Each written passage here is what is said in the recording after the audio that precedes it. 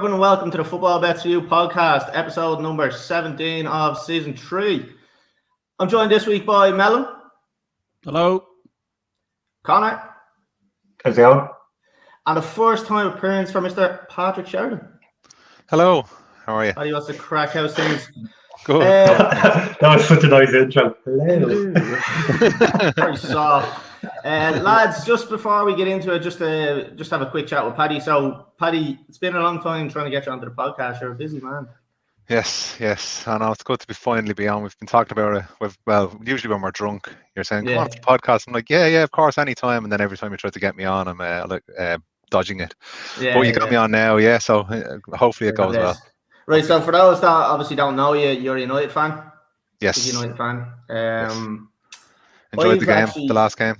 Yeah, it was good, but I have a few quick fire questions that I didn't tell you about that I'm going to just lash at you here, right? So I want some quick answers here, right? So I have favorite ever United player. Eric Cantona. Most hated team. Liverpool. Best current player. Fred. Bruno. Most hated manager.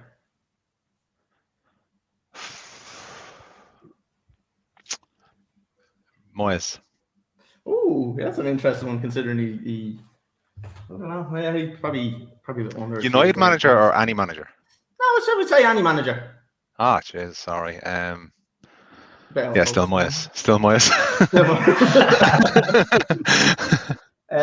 Right, he took Fergie's place.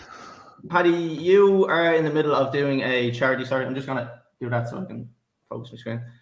You're in the middle of doing a charity run. Do you want to just tell us a bit about that? Yes, the Ray Darcy Mile a Week for a Year challenge in aid of the Laura Lynn Foundation. Mile a week doesn't sound like a lot. Did I say a mile a week? Yeah, you said a mile a week. Oh, no, sorry. Yes, I'll do that. Oh, yeah, a marathon a week. Sorry, a marathon a week. So 42 kilometers a week for a year. Well, now, somebody that's probably used to running, this is probably sounds like it's not that was the worst, but I was not a very good runner before the start of this year. So January was a killer, but slowly it's getting easier. But it's a very, very good charity. Laura Lynn Foundation, Children's Hospice, so it's for a really good cause. Yeah, so you can donate to Paddy as well. What I'll do with Paddy is I'll put like a link in wherever I can put it in. I can't put it on the screen or anything like that because obviously people can't click it, but when I post in the YouTube and stuff like that, there'll be a link on that. So if anyone wants to donate to Paddy's charity, just click the link on that and you can donate on that. Paddy, I've committed to donating €50 each month, every month you're doing it. So it's gone right up till the end. So once you're doing it, I'm paying. No pressure. So exactly. So lads, look, I think what we're looking at on this week is we're going to be looking at the weekend fixtures. So all the Premier League fixtures. We have Melons Moan. I'm not sure if it's going to come from Melon or if it's going to come from Connor, but either way, we'll have a Moan. We have Conors Crypto Corner. So we'll get an update on all the stocks and stuff that Connor's doesn't like to look at that, but we have that, and then we've got the bets and the tips at the end. So lads, we'll move on to the first match of the week, which is Aston Villa versus Arsenal. Aston Villa 8-5. The draw is 5-2. Arsenal are 8-5. So same price for either team. This is at 12:30 on Saturday. Connor, what do you make of this match? How do you think this one's going to go, considering Arsenal's kind of poor? They have a poor injury list, and then they've also got, now they're after getting David Luiz sent off as well in the last game, which was a bit harsh. But how do you see them doing against Villa? Villa on a bit of a dip now at the moment. Villa struggling as well. I would say Arsenal recently is more like a blip in a fairly good run. I'd say they would have given them 20 odd points in the last 9 games. They probably would have taken it. And the fact that they have done that it just shows kind of the run that they're on. Yeah. Like obviously last week was a little bit disappointing as a result, obviously, but I thought they played pretty well, and obviously the Luiz sending off was a big turning point. So that's like 45 minutes with only 10 men. And then obviously Leno being just an absolute fucking head the ball then at the end of the game. So didn't do himself any favours if they're gonna have to play fucking Matt Ryan and go now against Villa. I think it's a great price for Arsenal though. Yeah. Definitely worth throwing into boost odds, whether that's a I wouldn't be putting them in a banker maybe, but putting them into those 7 or 8 folds, get one in nice and early, and then get that cash out going up. But yeah, I'd still fancy Arsenal in this. Yeah, Melon, what do you think yourself? I'm actually going to go with a draw for this one. Yeah, it's two fairly poor teams, if I'm being honest. I don't really think Arsenal. They're on a good run, but like it's Arsenal at the end of the day. They're not a great side. Yeah. Villa is like they've 2 games in hand over Arsenal as well. They're just saying there. If they can get kind of back into a run of form, they'll be back up kind of European places. Yeah. But both of them lost during the week, and I just think draw's the result here for me. Paddy, how do you see this one going? Do you think Arsenal, like the lads are saying, are going to be kind of favourites for this one, or do you reckon Villa might give them a game? I think Villa are going to do it. I think Villa are going to beat them, considering the injuries and the suspensions that Arsenal have, and the reverse fixture this year was 3-0 to Villa in the Emirates. So I think Villa will do the job. Just looking at kind of the form table over the last 10 games, Arsenal sit in 3rd position with 5 wins, 3 draws and 2 losses. Villa are a little bit lower down in 12th. So usually when you look at form, you look at kind of the last 3 or 4 matches. But when you take it back a little bit further, go 10 matches, 8 matches, 9 matches, Arsenal really are kind of up thereabouts. So you can see that they had a bit of a rougher start to the season and kind of have over the last kind of 10 games picked up a lot of points and obviously climbed the table. But having said that, Villa are still, when you look at the actual full table, Villa are still one place above them. So it doesn't really count for a lot, but a form over 10 games can be a big, massive difference to just a good start and then just an absolute blip. So lads, I am kind of in the same boat as always. I don't think it's going to be an easy game. I don't think it's going to be... How are you in the same boat of all of us? I said Arsenal, Melon said a draw, Paddy said Villa. You can't be in the same boat as all of us. We're all in the same boat here, lads. We're all in the same boat. No, I'm kind of like it could go either way, and then it could be a draw. So I do think it could be any one of them. A podcast host for you. So, lads, what I'm going to do is I'm just going to get score predictions on this one. So, Paddy, give us a score prediction on this one, and then a first scorer. I think 3-1 to Villa, and I think first goal scorer Mings, considering the suspensions with Arsenal. Yeah, Connor. 2-1 Arsenal, and because of his goal during the week, Nicolas Pepe. All right. For last week. I will go 1-1 and Ross Barkley anytime. Oh, nice, yeah. Chelsea legend. Yeah, lads, I'm a little bit torn on this. I think Arsenal might nick it, though. I think it might be a draw for the majority of the game, and then Arsenal might just get a late goal in it. So I'm going to go with a 2-1 win for Arsenal, and I'm going to say Lacazette to score, because why the fuck not? I always pick him. Right, lads, we'll move on to the next game. Sorry for anyone that's watching and you just hear either an aggressive outburst or some sort of shout from me. Chelsea are obviously on at the moment. They're winning 1-0 against Spurs. So, and he's recording this in prison. Yeah. Yeah, someone may be in murdered upstairs. Lads, we're on to the next game. 3:00. Burnley and Brighton. 12-5 for Burnley. 21-10 for the draw, and 5-4 for Brighton. Brighton are a good team, Melon, aren't he? And Connor. Yep, great side. Very good team. Very good team. You know, great. Considering last night's result 1-0. Very good side away from home as well. You're talking about form there, Collie. They're actually joint top on the form table for the last 3 games at City. 3 games. Look, I mean, if I go to the last 10 games, they're sitting in 9th. Not great. All right. actually 4 places above Chelsea, but we won't talk about that. So, Paddy, what did you make of last night's match? Obviously between Brighton and Liverpool. Did you watch any of it, or? I was surprised. Yeah. I was, because I thought Liverpool were back. I thought Salah got his scoring boots on again, but again, Anfield just seems to be a bit of a hoodoo now. 2nd loss in a row. Absolutely delighted.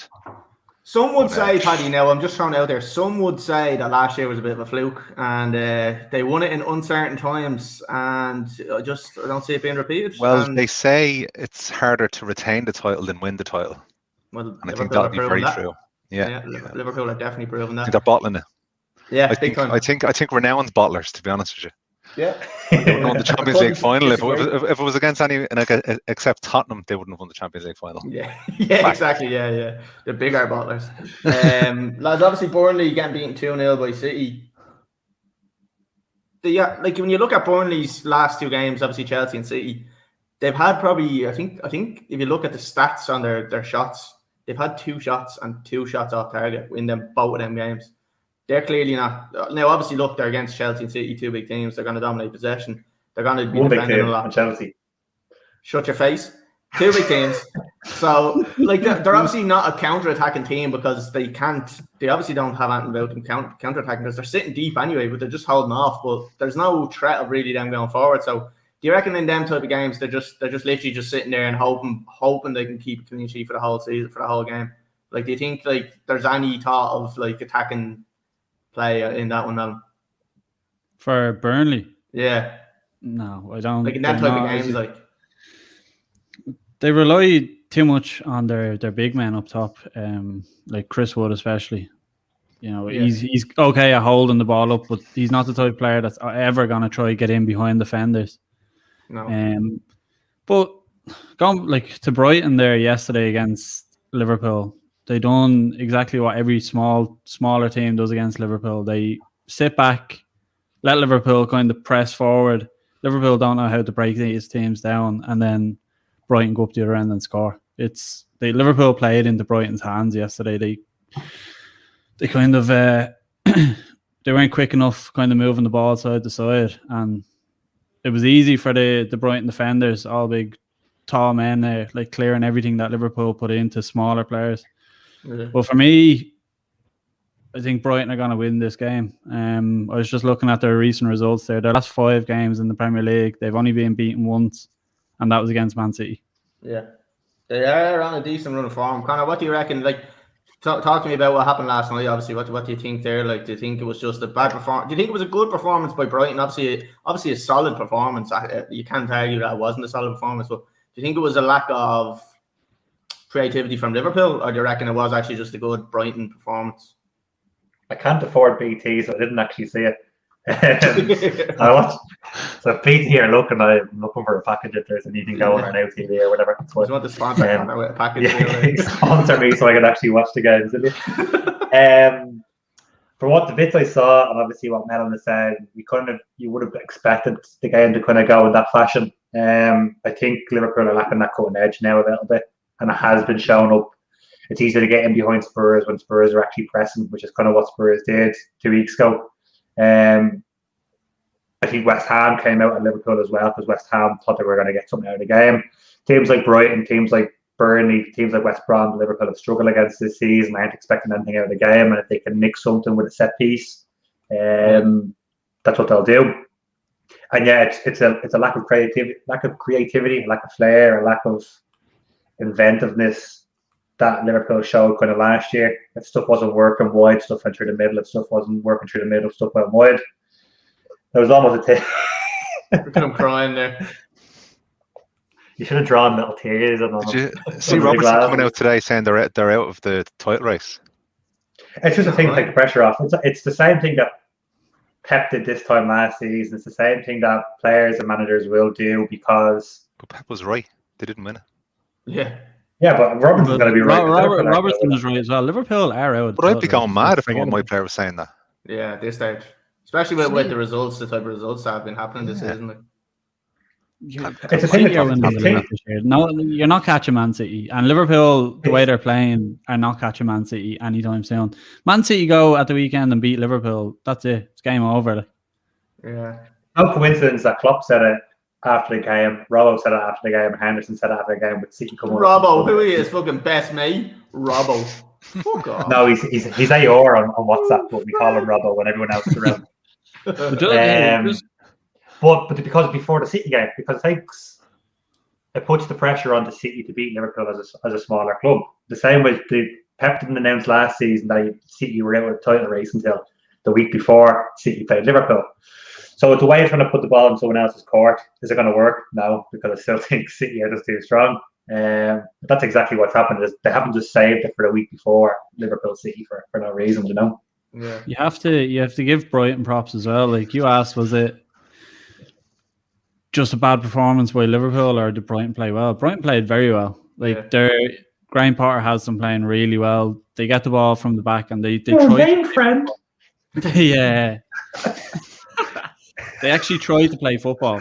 Unlike most of the kind of smaller teams, they will sit back and then it's just hoof it back to the goalkeeper and let Liverpool or whoever start again. Brighton get the ball and they actually try play out of the defence. And I think that game there was one shot. One shot on target and it was just throwing pens and all. But you have to give credit to Brighton where it's due. Liverpool weren't good enough to break them down, and Brighton actually played, scored, won the game. Simple as. Yeah, like they don't come off a team that's like gonna be kind of tricky. But like when they come up against the big teams, they actually defend. They're pretty dogged. Like they do dig in and they like this. When you look at the last 3 games, Colin, they've kept 3 clean sheets and they've won all the games 1-0 against Liverpool, Spurs, and Leeds. Yeah, Leeds free flowing. Obviously, Spurs not exactly free flowing football and scoring loads of goals, but still a clean sheet against them and a clean sheet away to Liverpool. Yeah, they're doing something right. Definitely, yeah. Lads, score predictions on this one. Conor, just a quick one. What do you think of that price there on Brighton and Burnley? Like, do you think 12-5 for Burnley? Is it an interesting price or would you reckon stay away? See, I don't know with Brighton's plan. Is it going to work against a team like managed by Sean Dyche that is probably going to pack across with a line of 4 and a line of 6? Yeah. Is it going to be enough to break teams down when there's no space in behind? I don't know. I'd still fancy Brighton to nick it. It's kind of where I'm going to go on it. But I don't think it's going to go into the bets as it's definitely not going in from a Burnley side. If I was going to put something in, I'd probably look at Brighton at 5-4. Yeah, it is a bit of a dodgy one. Lads, score predictions on this. So, Conor, we'll start off with you. I'm going to go 1-0 Brighton, and I'm going to go with Trossard. Oh, hello. Paddy? 1-1 Trossard. I think, again, as you said about Brighton, they won against the bigger teams because the bigger teams push forward and leave spaces behind. I don't think Burnley are going to do that. No. That's what I'm saying. Burnley are they kind of sit back. Like, there's not really much counter-attacking. Like, they don't really, they're kind of enticing people on. But I don't think that works because it's not like they have massive bundles of pace going up, as Melon was saying there. They've got very little pace. Chris Wood up front, like he's gonna win a header if Anthony's gonna hold the ball up. The fastest player in the club is Robbie Brady. Like, exactly. Yeah. Set pieces though. Set pieces. That's dangerous. Yeah. So Paddy, can I get a score prediction for? Oh, you said 1-1 with Trossard, was it? 1-1 Trossard, yeah. Melon? Yeah, I was also going to go 1-0 and Trossard, but since Conor went with that, I will go Pascal Gross. Well, you can join me if you want. I'm not going to be upset. No, I'm staying with Gross. Let's hope you're on together. Lads, I'm going for. Are we going to call it an upset? I'm going to go for a Burnley win on this one. The only reason I'm doing this as well is because I like the price, but this season has been so fucked up that just when you think Brighton are going to win and they're playing class, something happens. It's like Liverpool gone on a big run, bang, lose a game. So I think there's going to be an upside. I think Brighton might get a bit ahead of themselves and they might be a bit complacent against Burnley. So I think Burnley might actually beat them on this. So I'm going to go with 2-1 win for Burnley. And I'm actually going to talk about Chris Wood scoring. So how do you like them apples? Melon, do you want to give your result? Because Colin just cut you off there a little bit. No, I didn't. You gave it. Did you give it? Yeah, I gave it. 1-0. What did you say? Oh, you're going 1-0. I thought you said you were going to say. You wanker. Fuck off, you wanker. Right, lads, next one. Ooh, taking away. Newcastle and Southampton. So the 3:00 game, 9-5 for Newcastle, 23-10 for the draw, and Southampton 6-4. Paddy, what do you reckon on this one? After the last result for Southampton, I can only see one result. Considering the injuries they have, I think Newcastle are going to do it. I was listening to the podcast last week and everybody was shitting on Newcastle a little bit, but I think Callum Wilson's a good player. I think he's good up front. Yeah, and, I think he can get them a couple of goals. Yeah, definitely. Like I think I definitely know if I was on because I don't think we looked at the midweek games. Did we not in last week's podcast? It was the weekend games. No, we looked at Newcastle Everton and fucking berated Newcastle when they beat them. Yeah. We say no.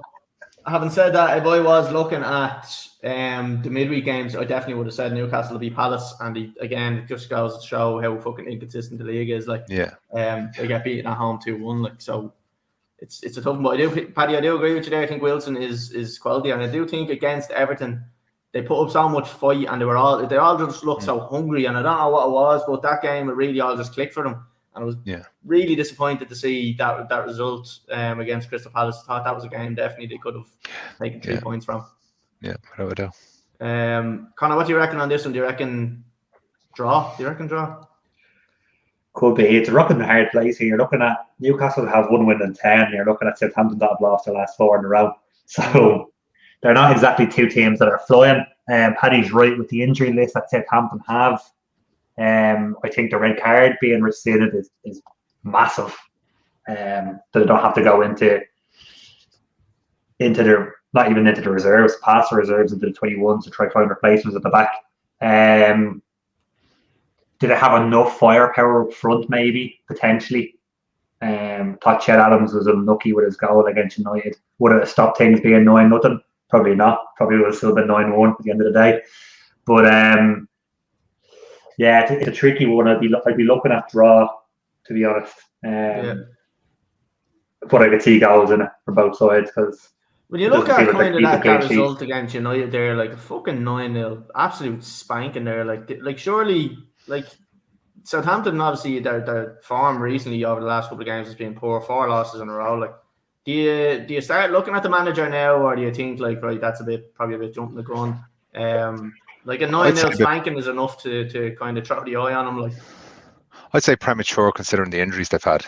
Yeah, fair. You know, because they were doing well beforehand. Before they got the injuries. They weren't doing too bad, yeah. So I'm just worried. Go on. I was just going to say, I've never been beaten 9-0, and he's gotten beaten 9-0 twice in 16 months. So, and I played for shite teams. Yeah. It's interesting to see how they go about it, like, because, like I said, obviously the modern day football, as we all know from Frank Lampard, RIP. We all know like what can happen. Now, I don't think like the likes of Southampton's probably not the type of club that will do it too much. Maybe they'll be allowed that little bit of kind of dip in form, but I just think when you're after losing 3 games in a row and then you get spanked 9-0, something has to. I think it comes down to what was the expectation within the club at the start of the season. Anyway, if they were expecting a mid-table and they're looking at 12 so far, you'd be saying, okay, we're still kind of on track.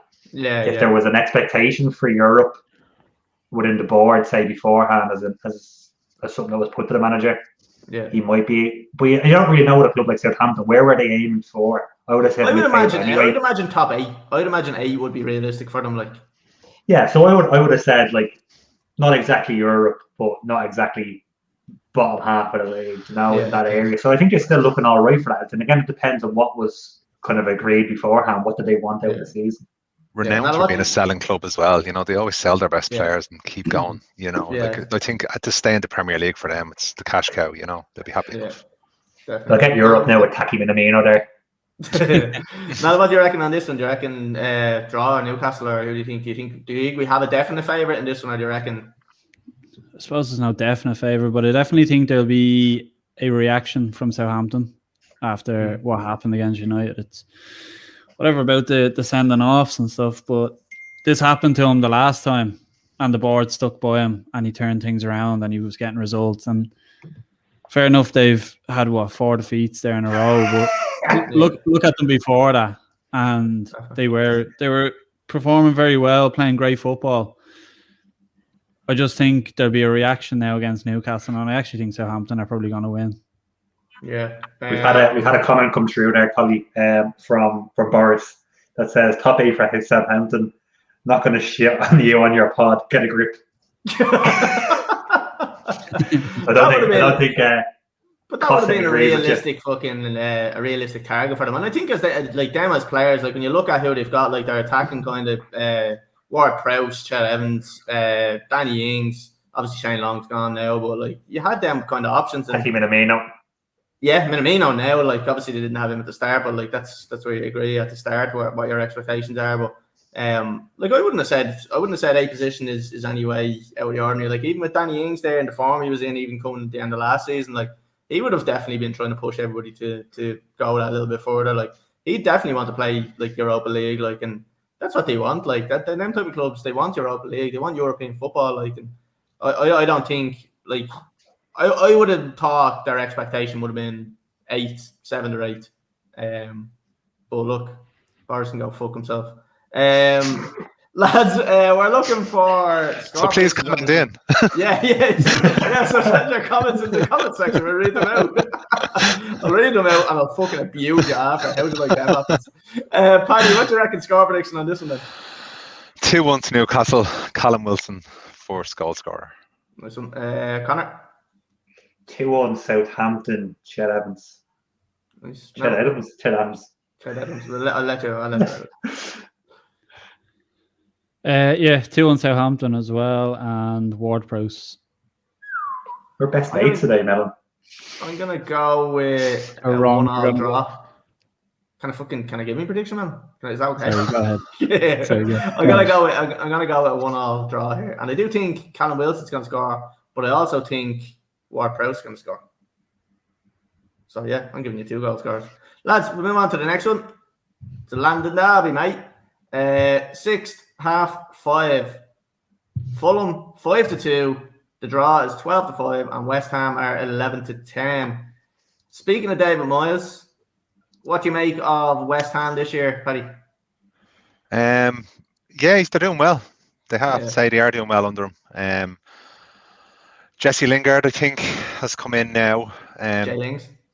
Well, look, I've had it so many times watching him at United. He'll have a run of 2 or 3 good games and then his form will drop off a cliff. He thinks he's world class, but he just loses that motivation after he scores a few goals and thinks he's the best player in the world.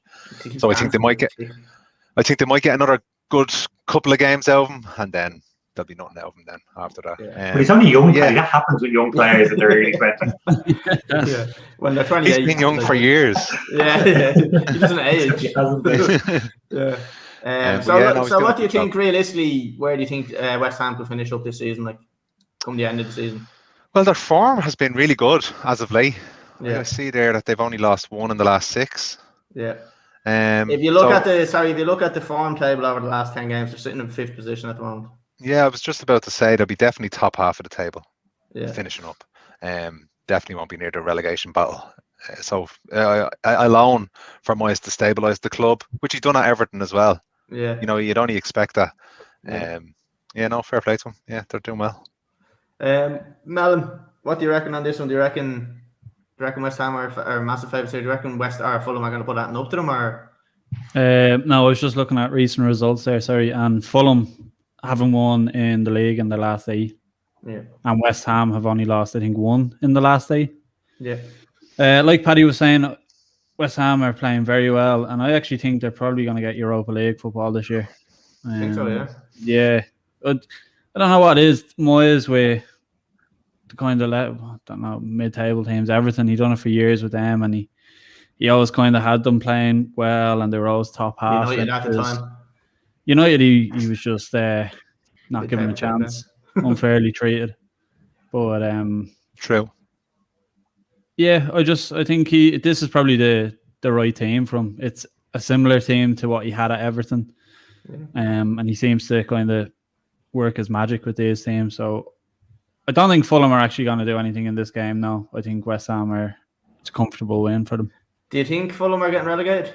Yeah. Looking at the table there, sitting in 19th or 18th. There is a big gap now between 18th and 17th there. Like them 3 teams, like I can definitely see the 3 of them going down. Well, it's going to be an interesting kind of weekend because with Burnley and Brighton playing each other there as well. Yeah. So if Fulham do pick up a result, it just pulls them a little bit closer, I suppose, to Burnley. But I don't see them beating West Ham. I do see Fulham going down this year. Yeah. It's surprising seeing Burnley there, isn't it? Considering their recent results, like it is surprising that they've been there. I actually think Brighton were a part of my team predictions to go down at the start of the season, and I believe as soon as I seen them playing against Chelsea, I think I changed that and I took them out of it because I thought they played some really good football. They were just they were content on playing out from the back, and they were adamant that they were going to do it regardless of what pressure they put up on them. Like, but those when Chelsea were good. But yeah. So lads, score predictions on this one. Connor, I'll go to you first. Didn't want to give my opinion on the game anyway, so that's right. Did you not give it? Sorry, tell me what you think. I'm joking. There's not much to really say, and I agree with Paddy with Lingard having a couple of games in him. My only worry would be about not replacing. Obviously, he was still top goal scorer for them. He didn't do a lot, but not replacing Sebastian Haller in the January transfer window, except with Lingard. Could be a mistake. Could be something that affects them towards the March, April, May time of the season. In regards to scoring goals, midfield they look solid. They're not conceding a lot of goals, which is obviously good. I think it's a great price for them against someone like Fulham without a win in 9. So I'd be looking at West Ham 2-0. Shout out to my boy Water. I'm gonna go Thomas Souček. He's on form, isn't he? Paddy, what do you reckon? Score prediction? First of all, on reflection, I'd like to change my most hated manager of all time from David Moyes to because I heard Benitez, like he was unfairly treated. Rafa Benitez. And then I'm going to go 2-1 to West Ham and Jesse Lingard, first goal scorer. Nice one. Melon?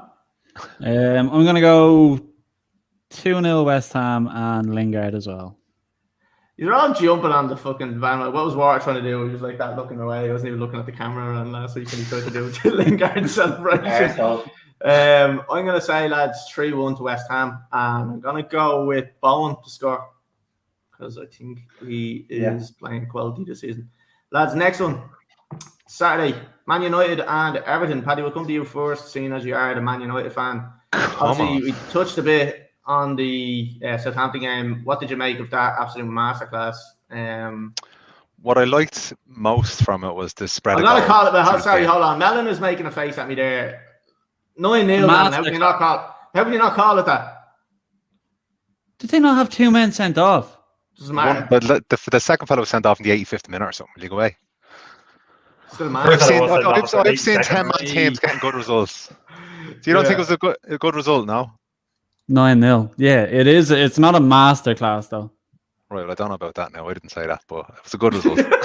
Yeah, I agree. Anybody who's winning 9-0, yeah, good result. You'd take a 9-0 going into the game.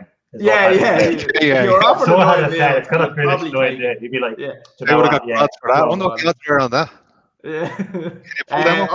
One lad that actually was on the Instagram page had a tenner on United 9-0. I think he must have got it at half time, 50-1, and you had a tenner on it, 500 back. And that was a half time. Yeah, I think it was a half time special. Yeah. What was it? A half time 5 already? Was it 4? It was 4 or 5. Yeah. So 50-1. He had a tenner on it, 500 quid back for himself. Sorry, keep on there. No, you're all right. The spread of goals and assists during the game, I was really impressed with. The fullbacks played well. All the forwards played well. Bruno got on the score sheet again. But again, Everton are a really good side. They're coming off a good result from Leeds. But I still think the confidence the last game for United, they got from that. I think it'll be a United win in Old Trafford as well. I think it'll be a United win. I'm going to just ask you, I think I've asked the lads when the United fans are on, what's your front four? What would you prefer? Like, would you prefer Cavani through the middle? Would you prefer Rashford? Definitely Cavani up top. Yeah. Rashford on the left, Greenwood on the right, and Bruno in the middle, just behind Cavani. It's interesting, isn't it? Everyone always says like Greenwood on the right, but he hasn't really been playing that much, has he? Like, that's why I'd give him a run. I'd give him a good run. He's probably the most natural finisher out of all of them. Yeah. So why on the right? Like, why not up through the centre? Because Rashford's brutal and Bruno. Here you go. You're going to put Bruno then, though. Yeah, bring him on. Bruno when he can. Yeah. But the way they played it with the 3 just behind the striker, you have to play someone on the right and someone on the left. For width as well, the way United play, but with the 2 holding midfielders. Would Greenwood not be considered an out-and-out striker? Like, no. Well, yeah, but you're not going to take Cavani out. Yeah, that's true. Put him in there. I have been saying it since they signed him. Cavani should be starting every single game. I've said it. Did you see the video Cavani put up on his Instagram the other day? No. It was a highlight reel of all his misses at Man United. What a goal. Video, and it's just everything like it's the tap in he motivation should have for you. scored and he put it wide, and it's his header that he missed. It was just no goals in it. But this just shows his Master- mentality. He's Yeah, not he sitting just- around looking at his goals. He's sitting around looking at how he can improve. That's look at it. that's great. Very good. Love it. So, I'm gonna look at this podcast afterwards and listen to everything I said wrong and put up a I highlight just reel. want to ask you about Harry Maguire. What do you make of Harry Maguire? The lads, the likes of Lawler and Water are not a fan of Harry Maguire. What do you think? Are you a fan of? I think he's a solid defender. I think we're always prone to concede a goal, but I think with the right defender beside him, like I think when Boy plays beside him, I think they're a lot stronger than when the other lad, what's his bleeding name? Lindelof. Yeah, Lindelof. Oh. Yeah. I think they're a lot stronger. I think the fullbacks now are getting better. Shaw is one of the best left backs in the league this year. I'm not saying previously, but this year he's playing really well. Wan-Bissaka is good defending. Ended it with this year. Yeah. Previously, he's been the Wan-Bissaka, biggest left back in the year. great defender, not great going forward. Yeah. So And the same could be said about Wan-Bissaka. He's very good defensively, but going forward, he can't cross his fucking legs. Like. yeah. But, Although we done well there during the week as well. He even got a goal and an assist. So surprising. Yeah. although I think I would have got a goal there. Yeah, exactly. Everyone chipped in. Like. Connor, what did There you was make? a masterclass, don't forget. Sorry, we're gonna go to Melon there. Melon, explain to me how that was not a masterclass. Can we just talk about that tackle? By the way, he got the ball. I'm just throwing it out there. Shut up, you idiot. You knew you were going to say that as well. Melon, what do you reckon here? But would you not strangle him as the manager, though? When you're that riddled with injuries and illness and everything, and then after 70 seconds, a fella who has been annoyed that you haven't given him a start, and you give him a start, and then he does that. Oh, That's the whole thing. That's the whole thing about it. Like your adrenaline is gone. Premier League debut, Cully. No, did you not play last week? No, it was Played his the first cup. game. It was a Premier League debut. Oh, I think he thought he was in the UFC. I think they were really struggling for our players and got a mixed martial arts then. That's adrenaline. Like you're going in your first Premier League start. It's against Man United. You're desperate to kind of show your qualities, and it was just reckless. We've all had big games, Melon, and adrenaline is flowing. You don't go try to kick a fella at the goalies, you know. Well, some people do. Yeah, you never know. I think United are going to win this game. It's actually very interesting to see how United cope with matching City's results, because obviously right now it's between the two of them at the top of the table. I know City have a game in hand, but it's just interesting to watch United in the games now to see how they perform, knowing that the pressure's on, that if they slip up, City aren't going to slip up. I think they're just they've hit that run of form now where they're going to be really hard to beat. And it's all about United in these games. And it's games like this against Everton that's really going to show if United will be there at the end of the season. I think it'll be a very good game. Most games between Everton and United tend to be very good games. But yeah, I see United kind of taking this one. Everton kind of looking at their recent form, they actually haven't been doing too bad. So in the last 8 games, they've won 5, drawn 1, and lost 2. Obviously, they have goals coming in, and I fucking knew as soon as I took Calvert-Lewin out, me fancy team, he'd score. Knew it as soon as I done it, he scores. They have a strong team like Everton. Where do you think their biggest weakness is? Like, it's got to be surely. Yeah, I was just going to say that it's got to be surely the goalkeeper, because the defenders aren't actually that bad. Their midfield isn't too bad. But the likes of the front four, like, is pretty solid. Like, the likes of James Rodriguez and Sigurdsson and Calvert-Lewin, like, there's a serious abundance of talent there. Like, it's Jordan Pickford, and he's completely praised because he's English, and there's overhype about all these English goalkeepers.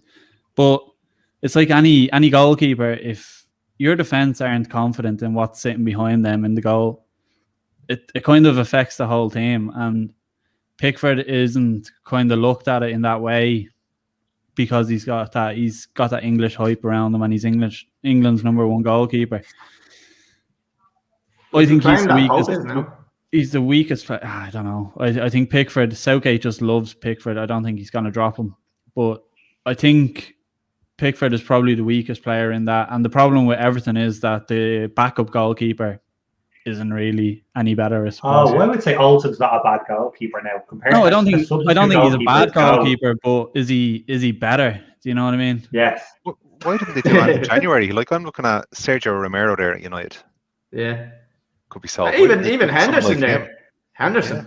That's what I was going to ask, Paddy. What do you think of the De Gea and Henderson? Who would you have? Henderson, I think I'd give him a run. I think De Gea is absolutely calamitous this season, last season. I don't know what's gone wrong with him. It's literally like when the team weren't playing well, he was playing well, got player of the season 3 seasons in a row. But then when the team start picking up, his form has dropped off a cliff. Yeah. So I think maybe it'd do him the world of good to be dropped for a little while. Another thing I usually ask Paddy, Pogba and Fernandes, can they fit into the same team, or do you think one takes away from the other? When you were asking me earlier on what my best top four was, I found it very hard not to say Pogba somewhere there in the top 4, because I do like him in a forward position. And maybe on the right, taken away from Greenwood. I do think you can fit them in together. Although then you look at the result during the week and he wasn't there and he played great. Yeah. So I wouldn't be sad if they sold him in the summer. Yeah, I don't think anybody. I think that's kind of I think that's a kind of a common opinion on. If you ask me about my top 4 Liverpool players, I wouldn't be happy if one of them was sold in the summer. I don't think he's one of the top players. Like I think you could lose him and the team would be just okay without him. Yeah, but I wouldn't want them to sell him and then not replace him. But I mean, sell him and get someone maybe like Grealish or something in. Yeah, you'd sell Pogba, you'd make a mint off him, and you could make United stronger with 2 players, decent squad players. And Pogba's too much that kind of player that he shows up when United are comfortably in the lead and 3 or 4-0 up. Pogba starts to come out and show what he can do. It's when United are suffering and they need a goal or they need a bit of kind of inspiration from someone. Pogba's nowhere to be seen.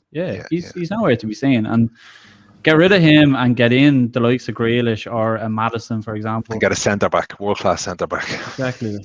Paddy, I want your honest opinion on this. Sorry, not opinion, but I want your honest thought process on this, right? Ole Gunnar Solskjaer, from the start to now, have you constantly been Ole in, Ole out, or what? Have you been a bit skeptical, or what way has your kind of timeline gone? With Mourinho, there was a time when I was like, right, get him out. Even before he was gone, I was like, yeah, no, get him out. But with Ole, the whole time, I've been consistently positive about him at the club, and simply because I know how he feels about the club, and I could see some results, coming in. And as soon as Bruno came in now, I think we're top of the form table. If you look at like the last year with Bruno at the club, we're the most consistent team, or one of top 3, definitely. So yeah, I've always been very happy, and I think he'll do well at United. I do. I think give him another year. I think not this season. I think next season now, if we get a couple of good signings in, we'll definitely be challenging for the title. I think the summer is probably the biggest time for United this year. If United go into the summer transfer market and they make that key defensive signing, and they get in maybe a bit more kind of squad depth, like a decent player of, where's Collie gone? Keep going. Anyway, that's okay. We're still on, yeah. So if they get a Grealish, he's gone. We can do what we want now. What happened there? Say what we like. Okay. Shout shit around. But if United can get that defensive player, the defender that they need, and a decent midfielder, that's if they do make the right moves in the summer transfer market, that's where United will come back, I think, and they'll be challenging again. I think one of the biggest moves United have made in the last couple of years is getting rid of players more than getting players in, because some of the players were just toxic in the club. There was too much waste and too much, too many people there for themselves. But he really has a team spirit in it there now. But I suppose that's where I see the last bit of that is getting rid of Pogba, because I do think he's got so much kind of influence on some of the players. Yes. If you get rid of him, you'll have so much you'll have a better build squad, if that's the right word. Yeah, more together. And then just add 1 or 2. United are back straight up in the challenging for the league.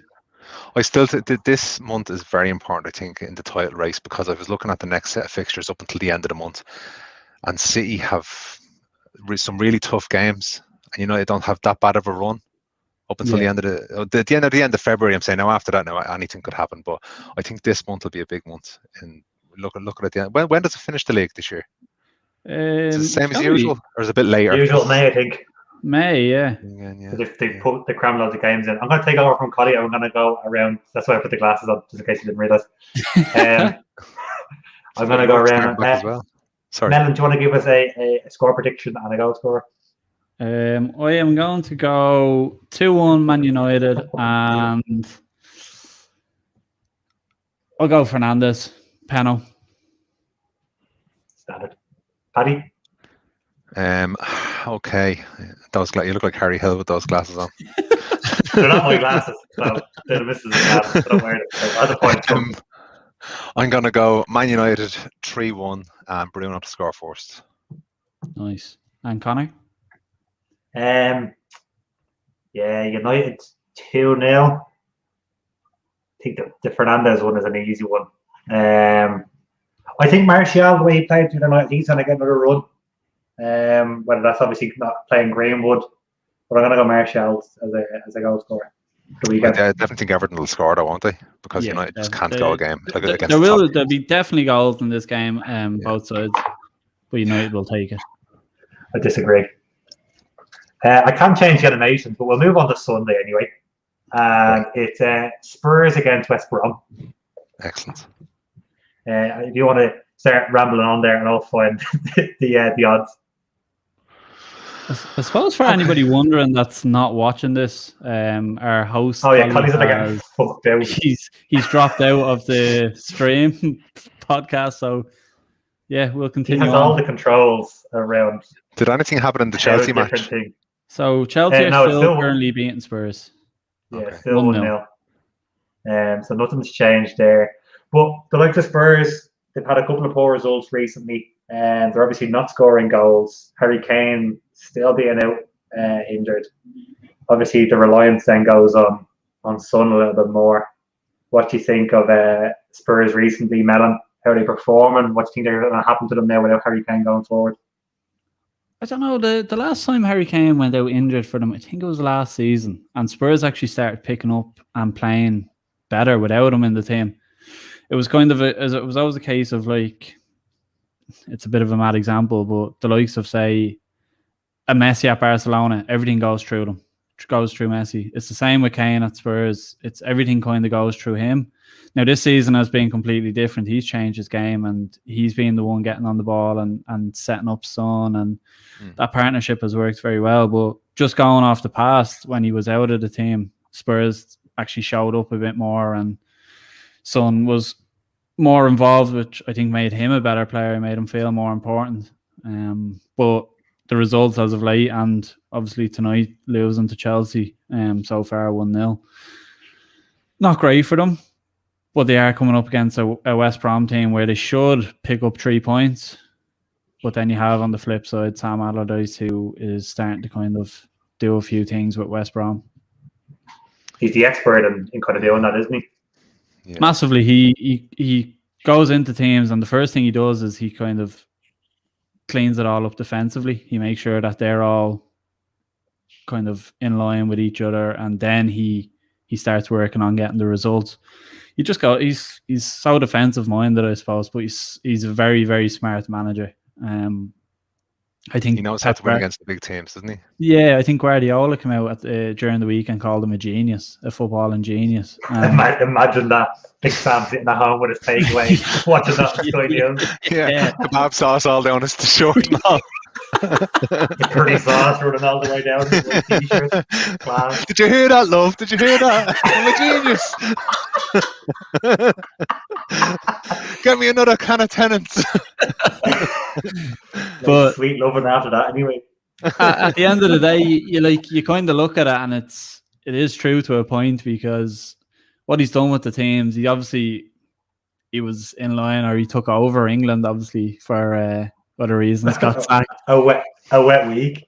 But that kind of quality has got him in that position for the England job. He's come back to West Brom to obviously get back into football, and you can see already the difference that he's making with that team. Yeah, surely that's the only reason West Brom moved for him was because they knew they were into shit and there's no better man to get out of the shit than Anytime there's a Big team Sam. going down towards relegation and Sam Allardyce is available, he's brought in straight away because he knows how to get these teams away from that danger zone. It's like the equivalent of Neil Warnock. If you need to get up from the Championship, you bring in Neil Warnock. If you need to stay up from going down, you bring in Big Sam. Paddy, what do you think about the Spurs, West Brom, either side? How are Spurs playing so far? What do you think West Brom are going to get a result? Yeah, I do agree with Big Sam coming in, doing a good job, but I'm looking at their form and they've lost 4 in the last 6. And Spurs, they have a strong squad. They haven't been getting great results as of late, but I still think Spurs will nick it at home. West Brom, where are they in the league? I'll have to get the league table up. They are second from bottom. Second from bottom. They're 19th. Second from bottom. Yeah, we already talked about the teams that are going to go down. Do we still think they're going to go down? And we all said yes. So I can't see West Brom getting a result here. I have one for the 2 years. The Spurs squad at the moment, is that as strong as we've seen Spurs teams in the last 5 or 6 years? An on-form Bale? Maybe. But Bale didn't even got dropped completely tonight. He's not even on the bench. And that just goes to show you, his form absolutely fell off a cliff. So Madrid were probably rubbing their hands when he went over to Spurs. How can a player go from so good to so bad? There's reasons for that, and there's reasons Madrid let a player like Gareth Bale go. Clearly there was something missing from his performances. He wasn't getting a look in. As the report said, he was too busy looking to play golf whenever he could, and he's getting paid 500, half a million a week. Yeah, surely that has to have an impact on your motivation and your dedication to the sport. To be getting paid that much, if you get dropped and you're on the bench, are you really going to care too much? I'd say from a mental point of view, it was the whole fact of he was doing a great job at Madrid. Some of their biggest games, he scored some of their best goals, and he still wasn't consistently getting his game. He was still playing second fiddle to Ronaldo, which, okay, fair enough. But he was being booed by and maybe mentally softened them a bit, because when you're playing for Madrid and you don't have the best of the game, the whole stadium is booing you, and you wouldn't be used to that in England. Yeah, and he is probably like, well, fuck yous. I'm earning $500,000 a week here. Boo me all you want. Why would you want to pay for that? The final nail on the coffin, I think, was when they went out of their way to bring in the likes of Eden Hazard for 90+ million euro as a thing of like, we don't think he can do the job on the wing. We're bringing somebody else in who's done it in England as well to replace you. I think that was him saying, well, you know what, fuck off then, because is his career over? At the top level. He might still go and play with having the Waterlooville, or he might go to the MLS and not ball about for fucking Miami, but is his career over? Yes. Yeah, his career at the big clubs are over, and he'll end up over in America because the golf courses over there are PGA. Nothing else. Yeah, do you know what I mean? So I really thought he'd grab the chance at Spurs, though. I really thought he'd do well. I thought he would. The chance to come back and play in England, I thought he'd be all over that, and it just hasn't worked out. Whether that's not clicking with Mourinho's ideas either. If it was Pochettino there and Bale come back, would it have been a different story maybe? But is Mourinho a people person? That's the thing. Like I think that's what Bale would need now, considering the bashings he got in Madrid. Like, you know, he was vilified. Didn't Mourinho shout at him in a training session asking him, did he? Will he send you back to Madrid? It was only a couple of weeks ago. Yeah, that's the kind of like attitude he was obviously trying to get away from. And it's not exactly arm around the shoulder, is it? But what was he up to though? Was he? Because I heard rumors as well that he had been late for a couple of trainings as well. Is he giving it his all to try to get back into that Spurs team? I think he had his golf shoes on when he went onto the training pitch. He kept shooting forward, the lads. There was reports of that being actually aimed at the other lad, the Spanish left back, Reguilon, or Sergio Reguilon. Because he's just come from Madrid as well, and there was reports saying that it was never directed at Bale. It was, let's be honest, that was taking the heat off the old media, wasn't it? Because it knew it was better news if it was Bale than if it was fucking Sergio Reguilon. To throw your question back at you there in terms of Spurs, is this their best squad? What's your opinion of it? I think their last couple of results have showed how much they rely on the front two. Like we sat here on the podcast and I literally flipped a coin 2 weeks ago as to who was going to score, whether it was going to be Kane or Son. And the whole bet that's going around about Kane assists Son, Son assists Kane. I think there is an over-reliance. I think their standout player probably, or without the frontier, obviously, has been Ndombele this season. Are they strong enough at the back? No. I think it's an age and back four. You can obviously see there's been a falling out recently between Serge Aurier and Jose Mourinho again. He stormed off after training. I don't know if he's kind of losing those players who are very temperamental, we'll say. We've definitely seen stronger Spurs sides with like Alderweireld and with Vertonghen and stuff in their prime, with good back four. Here he is. Here he is. Look who decided to show. Ladies, lads, keeping the show on the road. Sorry about that. The laptop just absolutely shut itself and just froze, so I had to fucking reset it. I'd put glasses and all. He's looking for a laptop now. I've seen them. So what are you talking about there? I see you were talking about Spurs squad, was it? Spurs squad, is it as strong as it used to be, or is it as strong as they've ever had? I think it is, because like when you look at the likes of Kane and Son, there hasn't really. Can you think further back than them two of a better duo that was at Spurs? Like the likes of like say Robbie Keane and Bale and stuff at the time. Obviously, Bale. Robbie Keane and Berbatov. Yeah, Berbatov. Yeah, but like they didn't really do as much as kind of Spurs are doing now. Champions League final, can't forget that. Like, so in terms of squad, they probably do have the best. That was 2 years ago, Polly. Absolutely. 2 years ago. Sure, look. Did you do score predictions? We haven't, no. I actually had the prices there anyway, and you put them up because they can't change that on the screen. I know, yeah. Sorry. Paddy, what do you reckon on this one? Do you reckon Spurs gonna beat them on this? Yeah, I do, but I think it'll be close again with a Sam Allardyce team. They'll defend well, so I'm going to say 2-1 to Spurs and Son for first goal scorer. Nice one. Connor, what do you reckon on this one? Spurs as well. A little bit more comfortable than what Paddy said. I'm going to go 3-1 Spurs and Lucas. Oh, Lucas, interesting. Melon? I'm actually going to go for an upset here. And I'm going to go for West Brom and Allardyce just to rub it into Mourinho a little bit more. No, better, is there? No, there's not. I am going to go 2-1 West Brom, and let me just have a quick look at their players. You don't know any of them? Who any of them are. Let me just Big Sam's going to come on and get a goal. Who is top goal scorer for West Brom? Yeah. Sorry, Chelsea nearly scored there. What scored? Matt Phillips. Still why not? Yeah, Phillips. Lads, I'm going to go with a 2-1 win for Spurs, but I don't think it's going to be a comfortable game at all. I think Big Sam will kind of park the bus and then kind of maybe try to hit them on the counter-attack. So I'm going to go with a 2-1 win for Spurs, but I'm going to say Son to score because, like I said, Kane's out. So I think Son's going to start taking a bit more of the responsibility on it. Right, lads, we'll move on to the next one. Wolves and Leicester. So 2 o'clock on the Sunday. Wolves 12-5. The draw is 9-4. And Leicester are 6-5. Not a bad price for Leicester. Conor, what you reckon here? Like I said, Wolves haven't been on the best of form lately, but 6-5 for Leicester. What do you reckon? Good price?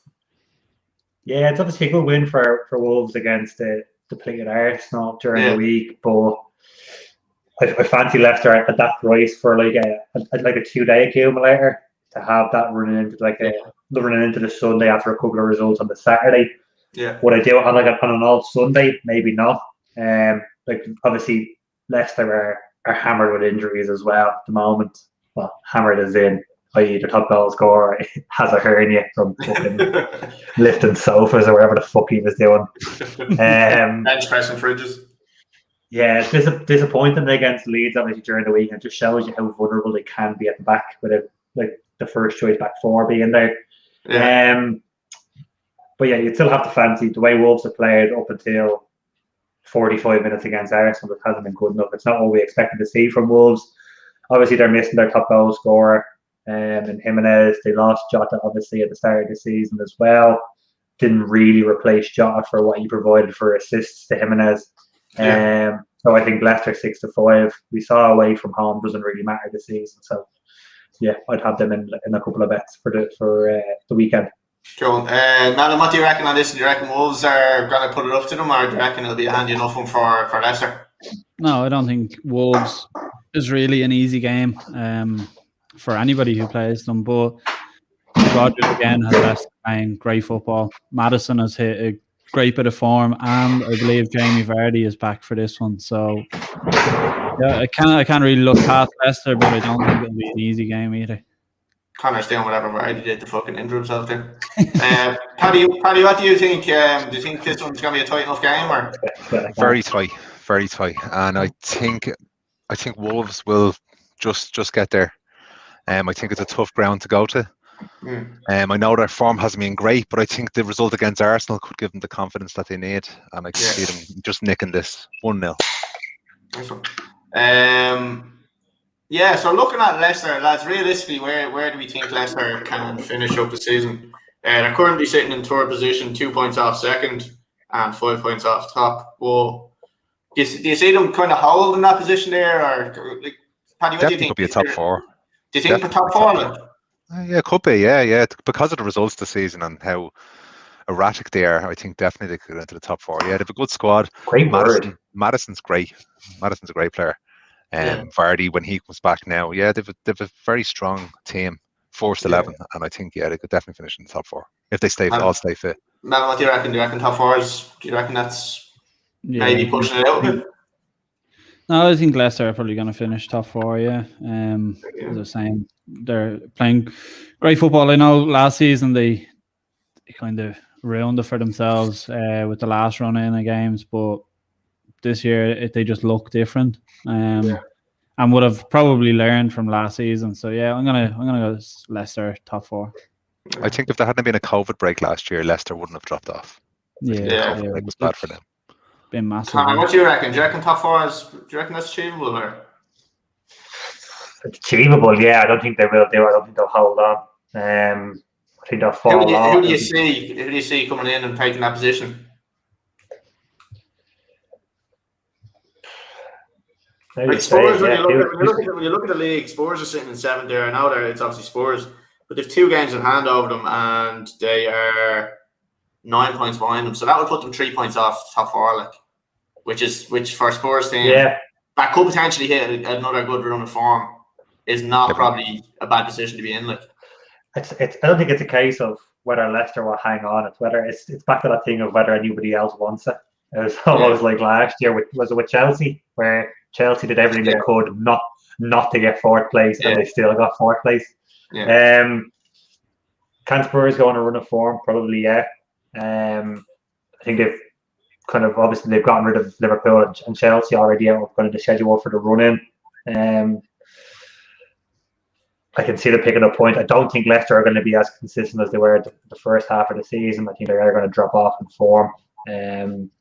But it's whether anybody else wants to pick up those points or not, I suppose. If anyone was going to take over, I would say Spurs. But it really depends. But I think they'd be delighted. The aim is going to be for 4th. I think they'll finish 5th in that kind of battle. Yeah, so you reckon they might just miss out on it. Lads, score predictions on this one. This is going to be an interesting one. I'm going to jump straight in myself, and I'm going to say a 2-2 draw. And I'm going to say Maddison to score. I like this. Just before you move on to score, what's your own opinion of Leicester at top 4? Did you give it? I probably don't think they're going to. When I look at the teams that are there, City, United, and Liverpool, I think them 3 are probably a given. If I'm being honest, I see it being Spurs, or else if Chelsea can continue this run, I think Chelsea might actually nick back into the 4th spot. What about Everton? I don't know. I just don't think they're like we were saying earlier on. I just don't think. I think there's something about them, and I don't think it's really they're that weak defensively. But I'm looking at the likes of Pickford there, and I think he's not going to make enough point-winning saves to get them into the top 4. I think he'll probably make more. He'll probably cost them more than he'd actually save him. He's going to make saves, but he's not going to them vital one-on-ones when it's last minute and someone's going for an true one-on-one with an equaliser. I don't think he saves it 9 times out of 10. The only other thing is Everton do have Ancelotti there. Yeah, who is a proven He's winner. he's not a great goalkeeper, though. He's a big lad. He'll take him on his face. Him and Big Sam played at either end. But yeah, no, I do think, with Ancelotti there, I don't think you can really count. I don't think you can count anybody out of getting Champions League football and the way the results are going. But looking at everything with 2 games in hand over the teams above them. Yeah, it's a tough one. What I'm going to do there is I'm going to bring up the league there. Sorry, I'm not to cloud it because I had to fucking reopen everything again there. I want to just bring up the league just so we can actually have a proper look at just who is in what position and who may actually become a threat. While you're bringing it up there, Collie, I'll bring up an article there from the Leicester Mercury that says Jamie Vardy and Wilfred Ndidi could return from their injuries against Wolves on Sunday. Interesting. But they haven't gone back to full train. They're back running as of yesterday. So that's what I'm thinking. They probably return, but probably won't Start. Yeah. So there we go. So when you look at the top 4, maybe the top 8, because Chelsea. So they've obviously played 2 more games than most. So you're looking at Leicester there, 42 points. Spurs, as I was saying there, they have 2 games in hand. I wonder, that probably actually doesn't count this one, which they're going to lose. So that's going to be 6 points behind with 1. So Everton have 2 games in hand. Yeah, Everton have 2 games in hand. Yeah. They'll be level on points with Leicester over Liverpool. Yeah, and it's interesting. I just don't see West Ham staying up there that long. I just have a feeling they're going to go on a bad run of 6 or 7 games, and I think that just might do it for them. But I do think Chelsea and Tottenham are probably the 2 most likely to get it. I'd hopefully it's Chelsea. Hopefully it's Chelsea. But yeah, I don't know. It's an interesting one. I do think the top 3, obviously City, United, and Liverpool, obviously 100% going to be there. It's just a battle between the next 4 or 5 there between them. Who's going to get that? So, lads, we'll move on to score predictions on this one. Paddy, give us a score prediction on this. Wolves 1-0 and Matinho 4th scorer. Well, only scorer. Okay. Connor? They went nowhere that. Leicester 2-1 and Madison. Nice. Adam? Leicester 1-0 Madison. I'm going to go with a 1-1 draw, lads, and I'm going to say Adama Traore to score. I'm going to go with the home team. Right, lads, big oily Adama. Yeah, big fucking massive Adama. Lads, the best game of the week, obviously, 4:30 on the Sunday. On the Super Bowl Sunday, might I add. Liverpool against Man City. 9-4 for Liverpool at home. When do you ever get that? 16-5 for the draw and 11-10 for City. Serious prices all around there. I think that's you're putting a bet on, and if you can catch the right result there, you're onto a winner. But we'll go to Melon and Connor first, just for obviously being the Liverpool fans. Melon, what do you reckon in this match? Do you think Liverpool can cope with City's attacking game? Liverpool, to me, I think are probably more dangerous on the counter-attack. If you look at some of the goals they've scored over the last couple of games, a lot of it has been counter-attack football and really quickly. So do you think this actually might suit Liverpool? Obviously, they're going to have to be solid at the back, which may be an issue if you're playing Henderson there. But yeah, what do you think? How do you think this is going to go for Liverpool? These are the type of games that Liverpool show up in. It's because teams come out and they try to play against Liverpool, and that's where Liverpool can get in and have that quick kind of movement and quick counter-attacking football. I have to be honest, I know Henderson's played at the back, but I don't think he's played bad at all in any of the games that he's played at centre-back. I don't think maybe his positioning at times. That's the only thing I would question. Yeah, but that's going to be naturally he's not going to be up to speed with his positioning. But I don't think he's actually put a foot wrong in terms of costing goals or anything like that. And he's a proper leader as well. So I don't know. I just think with Henderson there against City, I think Liverpool are in trouble anyway. no matter who's there. City have just hit this run of form and look unstoppable. Liverpool obviously haven't had a great run of form at home, and it's usually where they get most of the results. They're usually very hard to beat at home. But just the run of form that they've hit, I don't see anybody beating City. Connor, what you reckon? Same opinion. I suppose it's kind of everybody I think can see how good City have been lately, and 13 games in a row they've won in all competitions like that. That's ridiculous. Like the last team to do that was the Arsenal team in 2004. Was it 2004? Jeez. The Invincibles. Yeah. So that's how good they're playing at the moment. I think if you look at the game, and like Melons said, the games that Liverpool turn up in, it really depends on how City want to approach it. Whether if they go gung ho to try to win the game, they'll either smash Liverpool or they get beaten. Yeah. But if they play nervous football and Liverpool play nervous football, like a lot of these games turn out, it's going to be really close, regardless of how well Liverpool are playing at the moment and how badly Liverpool are playing at the moment and how well City are playing.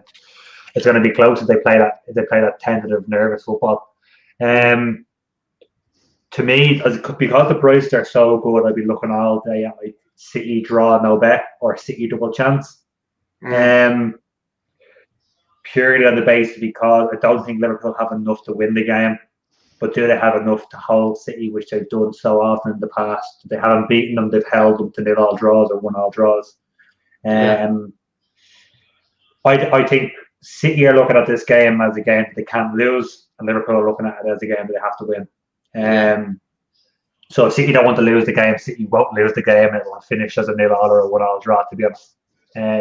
So really says what, because Jurgen Klopp hasn't got like a massive selection to pick from. I'm not saying that because I'm not blaming the squad depth or anything, but because Pep has 18 or 19 regular players who have played week in, week out by rotation, whether it's playing Foden, not playing Foden, playing Silva, not playing Silva, Mahrez, Sterling, Torres, whatever it might be.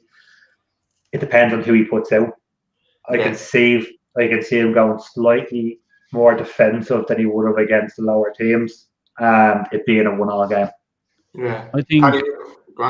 Sorry, I'll let Paddy in there now in 1 second. Just one thing I wanted to say is, I think City and Pep Guardiola is going to look at this game with the mentality that if we beat Liverpool, we've taken them out of the title race. So City are going to go into this game and look to absolutely bash Liverpool. And that could work. It could work in their favour where they do go out and they beat Liverpool because Liverpool have hit kind of rut. Or it works the opposite way where Liverpool hit them on the counter. But I don't think City and Pep, I don't think they're going to go in kind of a defensive mindset. This is their opportunity. I reckon it'll be an open game. I think it'll be pretty open. They always are, but this is the game where City potentially knock Liverpool out of the title race, and then they have to just worry about United keeping up with them. So this is where I think City go in and they just try to take Liverpool out of the race completely. Yeah, Paddy, what do you think on this one? I've watched City now again, as you said in the last run, they've been playing amazing football, but when they came to Old Trafford, they put two holding midfielders on, and it just ended up being a 0-0 board draw. So again, I think it would cause more damage to City if they lost than it would to Liverpool if they lost, in the sense of, this great run that they're on. Yeah. Like as soon as that gets broken, if it gets broken with a draw, fine, they'll take a draw, but I don't think they want to lose. A loss, So I think it'll be a draw. It's an interesting one, I think, like when you look at the tactical side of it. Like obviously you're gonna have to Klopp's obviously gonna have a weakened team in terms of like Van Dijk not being there, and who does he go with at the back? Does he go with Henderson or does he bring in one of the other lads, the new signings, Davis? This can't be really a game they bring in on a debut, is it? He's not going to put any of them new lads in against City in the current form that they're in and the current form Liverpool's in. Yeah, he's not going to put one of them lads in, especially the younger lad, the 20-year-old, for them to get absolutely hockey. Maybe he's going to say to himself, right, well, like our form hasn't been good, we have to fucking change something. So throw Ben Davies in or something like that. Throw him in. He's not going to change, I don't think. And to be honest, I do think he needs to do something. He needs to get Henderson back into midfield because Henderson is what drives Liverpool forward from the midfield. That's what I was about to say. But you never thought you'd say that. But look, he needs to put somebody in there at centre half. The thing about it is he's confident in Henderson's ability to help him out and get him out of a hole. Just change it. Put a natural defender in there. Whether it's the Davis from Preston, I don't think he will. But he has to get Henderson back into midfield. When Henderson's in the middle, they seem to have their score. You know, they can score freely, like they were last season. When he's not there, they just seem to be struggling. And I think if they go into the game just saying, let's just outscore City. Let City will score goals, but we'll just score more and get Henderson in the middle. If you look at Liverpool when Henderson is in the middle of the park, the other midfielders are confident enough to take the ball forward and get in the box and help out. They know Henderson's sitting there and he's going to clean up the mess that's then on the counter attack. With Henderson in the centre half position, when Wijnaldum and Thiago are sitting deep, they're going a certain kind of distance forward and then they're stopping because they're looking at what's behind them. So you think Henderson frees them up a little bit? Massively. Henderson drives them on and he's the guy that cleans up the mess then behind them.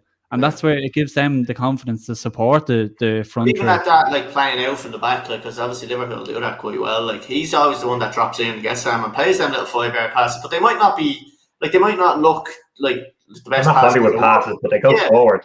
But they're advancing the team forward, and they are beating 2 or 3 players. So like you'll find the players, 2 players sitting here in front of him, and a player just in the gap, and he'll pick that pass out. And all of a sudden he's taking the striker out of the game. He's taking probably our number 10 out of the game. And possibly one of their midfielders out again who was pushed up to try kind of add a bit of pressure on it. So, like what he does is goes very unnoticed. Although, like he is getting a bit of credit, I think. But what he's doing for Liverpool now is finally being noticed, I think. But he is the driving force that gets them from A to B. And I think that like they miss out massively. I think when he's not there. I've got one for Melon, and it's based around obviously the record that they've had at Anfield since he came back in, and obviously comments from previous players. Is Thiago Alcantara a Liverpool player? I want to hear if there's any Liverpool fans actually watching this at the moment. I want to hear your opinions on this as well. Oh, I'd love to hear opinions on Thiago. Yeah. But it's such a 50-50 split, I think, as to does he play not the Liverpool way, because that's cringy as shit and they don't have him like a style of football, but does he have that press tempo game that's needed? Yeah. The thing for me is when Thiago signed for Liverpool, I was like, happy days. This is the type of player that they need. Now that Coutinho's gone, that he can unlock defenses with these clever little passes. He got injured and he's come back. And I think right now, Thiago slows down the tempo of Liverpool. But my opinion on it is he is a Liverpool player, and we'll only see that when Jordan Henderson comes back into the midfield. Because how long are we talking Henderson playing there now? Because when like at the start of the season, Thiago did look okay, looked like he was settling in okay, and then all of a sudden when Henderson actually did go back into centre half, then you like you were saying, man, that's why it would free him up a bit more. Like that's when you're going to go to the games. Like obviously when you join your Thiago, you're a good ball player or whatever. When he came into the team, he was further up and he was making these little passes, and right, fair enough, they weren't setting up goals or whatever, but they were the passes that were getting in behind defenders. He gets injured, he comes back, and now Henderson's sitting there. I honestly think he's a Liverpool player. I do get that he slows the tempo of Liverpool's play down going forward because he gets on the ball and he's looking kind of side to side or whatever. But you put Henderson back into that team and you'll see Wijnaldum and you'll see Thiago pushed up further. He'll give Thiago that license to get up closer to Firmino and Salah and Mane, and that's where I think you'll see. No, actually, it. That was J-Lings. Tourette's J-Lings. Sneezing your elbow, rolling it and all that. Thiago's a player for any team. Thiago fits into every single team. You put him in there and he starts for every team. But I get what some Liverpool fans are saying. Is he a Liverpool player? He will be, and I think we'll see that when Henderson comes into midfield. Yeah. Lads, we're going to move on because we're an hour and 20 into it. At the moment. We're still have a bit to get through. I mean, you left for 20 minutes, so we're still. Sorry. Score prediction, Paddy. 2-2 Salad score first. Connor. 1-1 Raheem Sterling. 2-1 City, and Make me sick, you do. Just being honest, I will go Jesus. I'm gonna say 3-1 to City. I think City are gonna probably just outplay them, and I think they might just lack a little bit down the wings. And I think double chances of fucking cracking Brett for this. Double chance. Right, so I'm going to go City 3-1. I'm going to say De Bruyne. I do want everybody to watch Raheem Sterling and how hard he tries to score against Liverpool and never fucking does. I think he done it actually last night, but he tries extra hard and it's so frustrating. Like. So, lads, we'll move on to the next one. We won't spend too long on this. Chelsea and Sheffield United. 11-2 for the Sheffield United. 16-5 for the draw and 1-2 for Chelsea. Not a bad price for Chelsea. We're trying to win against fucking bottom of the table, Sheffield United. Lads, Chelsea doesn't go. Chelsea look pretty solid here at the moment, although they're probably. What the fuck did I just say that for? They're about to score. They concede? No, it's a free kick at the edge of the box. Gareth Bale score a worldie. No, sorry, it was Dyer. It was grand. I thought it was someone else. Dyer took it and hit it wide.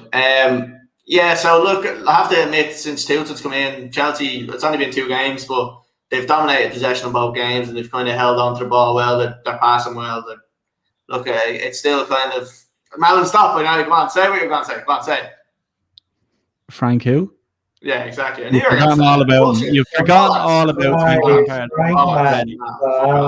No, you've forgotten all about him. You're a fucking disgrace. Paddy, you're the singer. Would you change those words for me and stop crying your heart and stop crying Frank Lampard and do a rendition for us? Wait, hold on a second, right? I didn't even fucking mention the fact that Brighton absolutely spanked you yesterday, and do you bring this fucking Frank Lampard thing up, like? Do you know what I mean? I don't get buttered over it. You do. Collie. All I want to know is how have you forgotten about Lampard so quickly? You know what, right? This is the thing about this Chelsea team, right? They were so good, they had so much depth. I could have went in there and picked that team and that's a pen. And then I could have done this. Like, do you know what I mean? This is fucking standard. Your experienced players. Exactly. Couldn't do it. Lampard couldn't do it. I want development. I want the future. I'm not getting with this fella. I'm getting Alonso. I believe that children are our future. Exactly. Well, and let them lead the way. Fucking have Alonso there. He's 34. He's fucking about to kick the bucket. And fucking who else come back in? In the last podcast, you've been singing Thiago Silva's place all day. You turned around and you said you're delighted to see Alonso back in the team. Today you're not. I am, but I want the future for Chelsea Football Club. I don't want 2 years. I want fucking 10 years. I want 15 years. I want their history at the moment to be our history. As a Chelsea fan. Forget about that as a Chelsea fan. You'll do what Chelsea do. You'll spend 200 million. Your whole club. Chelsea have always bought their success. Your whole club is a disgrace.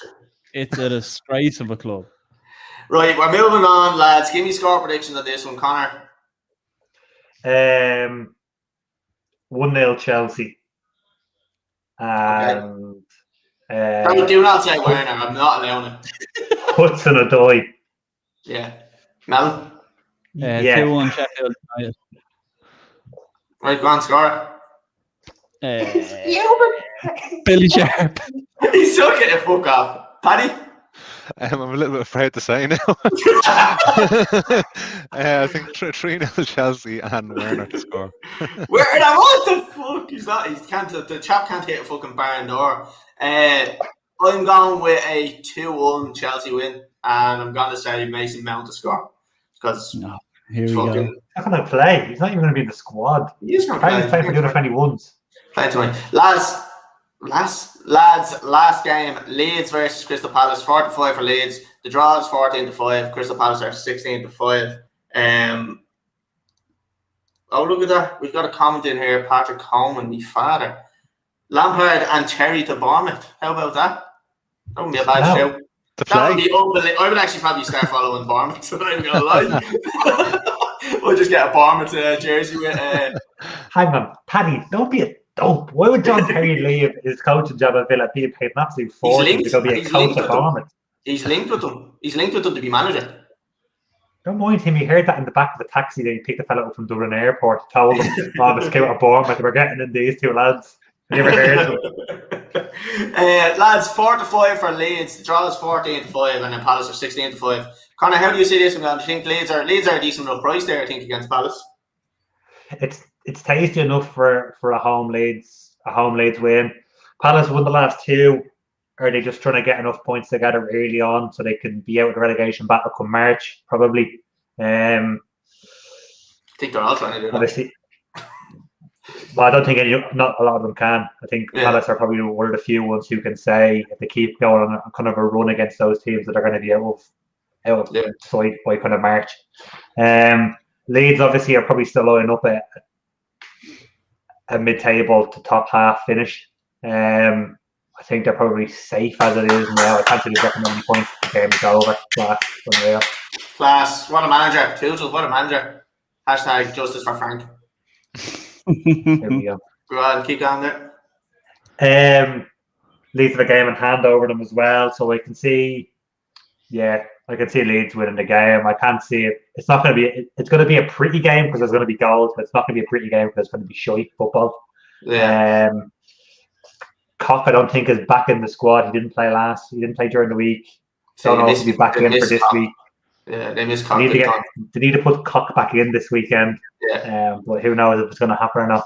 Don't know. But yeah, I fancy Leeds anyway. Lots of goals. Bamford just the last game, just looking at Palace obviously beating Newcastle 2-1. The two scorers, Ridewell, I don't know how to spell that, or how to say that. Obviously, he's never done it either. And Gary Cahill getting the winner.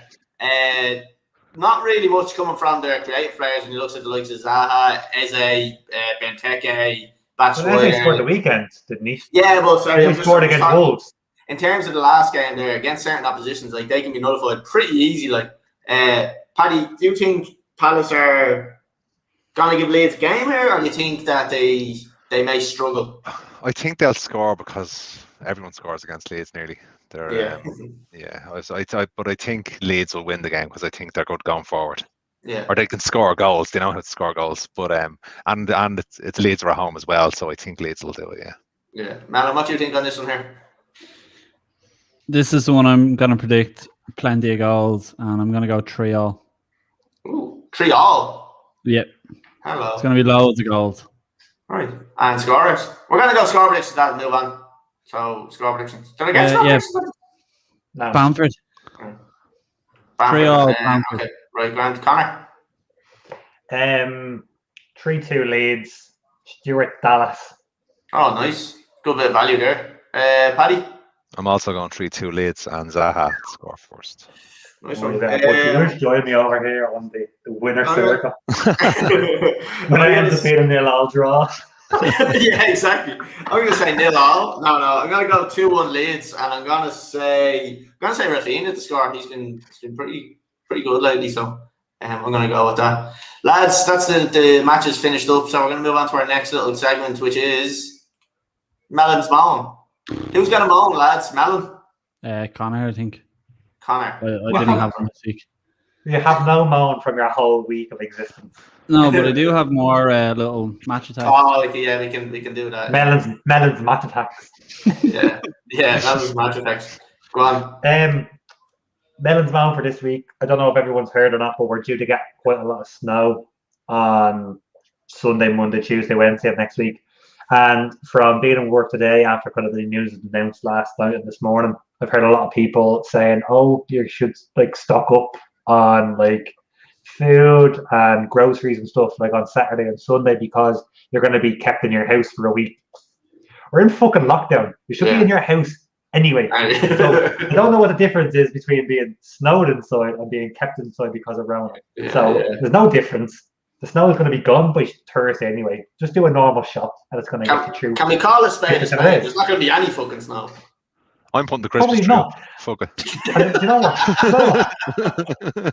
I'm going to walk into Tesco's on Saturday morning and have to fight some owl one for some chicken breasts. Just because she has about 4 of them in the trolley, even though she only eats one a week anyway. And there's going to be killings going on. And lads coughing on each other and spitting at each other just so they can get bleeding bits of steak and stuff. You're going to start licking sliced pans and all, so nobody else wants to play. Exactly. Mad stuff. And there's going to be, it's not even going to be that snow, it's going to be that shit slush. There's nobody walks around your feet get wet and like, oh, that's bullshit. What's going to happen? Yeah. Everyone's going to panic over it, even more than they're panicking at the moment because we're in lockdown anyway. And nothing's going to happen, as you said, Collie, and it's just going to be poxy snow. And everyone's going to be like, oh, we have 18 loaves of bread in the press that we're not going to eat. And they're all going to go off, and I won't have any. And fuck those people. Do you know what I want to have a little moan about? Just something popped into my head just as you said that. What's the story with the fucking expiry date on bread? You literally buy a bit of bread and you throw it out in 2 days. Stop. And you ever notice it's still unreal. Yeah, but I'm buying bread on a Tuesday and I want to make a fucking saucy sambo on a Friday and it's gone out of date. It's a shambles. When you buy it, take half of it out, put it in the freezer, and use that for your toast. See, then I have to think ahead. You're an absolute peasant, Paddy. Yeah, you don't have a job. I just like I have to. I need to find something to do. Freeze and bleeding bread. We've bought a new fridge. And we can't fill her up. So I'm doing everything I can to fill her up. It's a real big one, the water dispenser and all on it. Oh yeah. Like you wanted that day, but you just put it in anyway. Right, Melon or Connor? Sorry, I'm changing the segment to Connor's complaints. And Melon, you want to do your little opening there? Well, so, I'm just going to say, Paddy, if you didn't see this last week, Melon brought a load of these match attack things, and he's now opening them every week trying to find Frank Lampard. And you know them as the Panini stickers. Oh yeah. I know my son collects them. Yeah, bring that childhood back. Paddy, I'll send them all over to you as soon as I find Lampard. My son still plays Pokemon. I know what you mean. Yeah. Guilty. Right, Melon, come on, let's go with our opening. I got excited and I opened one off camera and packed a shiny Verge. Yeah, try that. He got his knee in a brace. It's not what we're looking for. In a hospital bed. Here we go. The last pack I have. You better buy more for next week. Do we see a Lampard? No. Dominic Calvert-Lewin. Oh, there he is. No, well, that down. There's a couple of goalkeepers in that pack. Yeah, it was actually. You want to start heading to the shop there and buy a few more then to get so we can get Lampard. You want to get early because the shop that I got all the other ones in, they didn't have any, so I'm kind of panicking that this segment. Here we go. Everyone's out. Everyone's getting match attacks into fucking. And you better watch out because that little around the corner from you, Forsyth Road, will be absolutely hammered now. Especially if the snow arrives. They're going to get bread in the safe again. Yeah. Well, lads, we're moving on Melons Moan and we're on to the next little segment, which is Conors Crypto Corner. Connor, hit me up with what you've got this week. I just want to jump in before you go on your little rant. Connor, just tell me what you lost. No. I want to just go on my little rant there for 1 second. GameStop, absolute shambles. Not that it was the first one. No, I didn't know. AMC, I had 100 quid on it and I'm down to about 70 quid there. It's down about 30 or 40% over the last week. And they stopped us buying GameStop shares and AMC shares, which meant that we couldn't make any more money. It wasn't ever going to go back up. So, Connor, go with your little rant here. I would say that was the case, but I think they were actually just protecting the average person because I managed to get GameStop shares beforehand and I bought 100 quid and now they're worth $12. So $12? Yeah, $12. It's down to 87%. So, are you giving advice on this segment? No.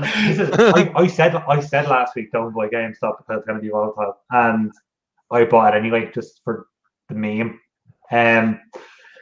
But yeah, that's the reason why, because there was fuckers who were throwing like 10 and 15 grand in the GameStop just because people on Reddit told them to, and they are obviously down to like less than $1,000 of their savings.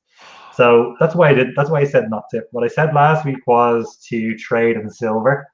Over the whole, silver went up the next day because people were listening to the podcast. It went up. 4%. It's back down another 1% since then, but it's still up. Where I gained money from this week is in crypto, after the name of the segment. Bitcoin shot up by 20% because Elon Musk said that Tesla and SpaceX by 2022 will only accept Bitcoin as payment. So everyone went and bought Bitcoin so they could buy Teslas in 2 years' time. So that shot up by 15% this week. Nice. So I would say get a Bitcoin again still. Get on any cryptos. Ripple is another one that I'm in as well. Ripple is up 77% this week.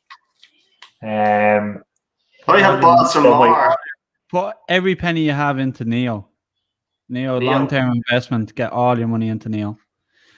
I predicted. Hold on, Connor. Just 1 second. I predicted African Amazon, and it's actually flying at the moment. It's up 58%. 57.84, but we won't argue. 58.35 I have here. So the other one is Neo. That's the one everybody's going for. It's long-term investment. That's what you want to be going with. How long? You have a segment named after you, Melon, that you won't take part in. And I have a segment named after me that you want to take over. Yeah, because you're a money fucker. I'm not. Right here, lads. I have Ripple. No, I don't have Ripple. I have Stellar. I have 100 shares in Stellar at the moment, and I've got 29 shares in OX or something, whatever the fuck that is. So they're like I have 84 cents a share. So I'm hoping that they can go up to like. I have my money split. My money split across in the crypto. Split across Bitcoin and Ripple, and I'm just coming up to trebling my money since November. Nice one. So I'd still say jump on it. Right, we're gonna move on, Connor. So, have you any ones to watch this week? Melon has given out Neo. I've got one. It's a Palantir. They make AI, and their stocks have dropped this week because of uncertainty around the market. They usually steady out at. Give you 1 second here.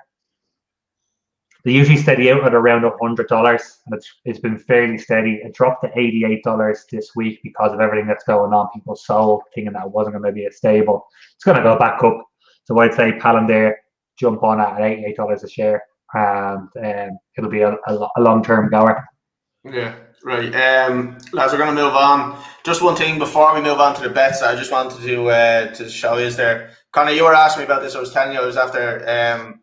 Jew of Ireland have sent us out a bit of muscle BAM, so obviously I'm taking up a bit of jogging now. Paddy, you're the same. You're doing a bit of jogging, so how it goes. Yeah, they sent me over some of these muscle BAMs to rub in your legs, and I actually for the last couple of weeks I've been jogging, and I've actually been feeling it because obviously I done my ACL and my knee, and I've been feeling that actually in my hamstring as I'm jogging. So I rubbed a bit of that on them last night before I went for a jog, and I swear to God I didn't feel anything in my legs. So that is actually a savage stuff. Now they obviously just sent us that, but that is actually so it's like an anesthetic. You couldn't feel. Yeah, exactly. Yeah. So and you feel when you rub it in, you actually feel the bit of heat on it. So you'll actually feel it warming up your legs. So that's why Sarah didn't wake up last night. Yeah, exactly. Yeah. But that's actually that stuff there. Jew of Ireland. So I'll put a link in like the YouTube channel if anybody wants to go and have a look at that. That's the smaller tub. I think that's only like 15 ml, but you can get a 100 ml tub. They've also sent us out some hydro tabs as well. So. Nice. For after that, then I've had one of them. They're actually lovely. They're lemon flavor. So have it before you go into session. Yeah, you could do that. Yeah, keep you hydrated. That's a good show. Actually, I don't recommend it, but sure, look, we'll. I don't know. Right, lads, we're moving on to the last bit of the show, which is our tips and our bets. So, Connor, what have you got for us this week? I have got. Sorry, just Boris had to put in a comment saying, "Did he have the hydro tabs in melon flavor?" Oh, that's a good question. I'll have to ask the owner. I'm not sure. We'll ask. They'd be bitter. Yeah, they'd be very bitter. Yeah, and show you a bet. That's how you want. Connor, what have you got for us this week? I've got a Prem bet across the weekend. I've got 4 goal scorers from the Prem for Saturday. I've got an 8-fold and I've got 4 draws. Right, give us your 8-fold. I'd like to hear that. 8-fold. pays out at 50-1, so it's not like the highest one. It's pretty odds. It's odds on. I've got Bournemouth to beat Birmingham, Cardiff to beat Bristol Cities. Bristol Cities. Blackburn to beat QPR, Forest to beat Wickham. That's one of my bets of the weekend. I'd say Forest at 19-20 to beat Wickham away. I think it's a cracking price. I've got Dunfermline to beat Arbroath, West Ham to beat Fulham, and Chelsea to beat Sheffield United. Fiver pays back 500 flips. Did you just say you have Chelsea to beat Sheffield United? Sorry.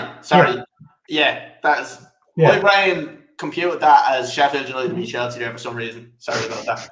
I was about to actually explode there. You're having a stroke. Right, I'll share my screen there. I'll show you what I've got. I've done a couple.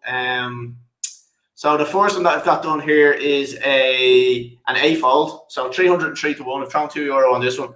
So I've thrown in a kind of a mixture of League 1, League 2, and then I've put in a few draws and stuff like that. So I've gone with Watford to beat Coventry, good price at 21-20.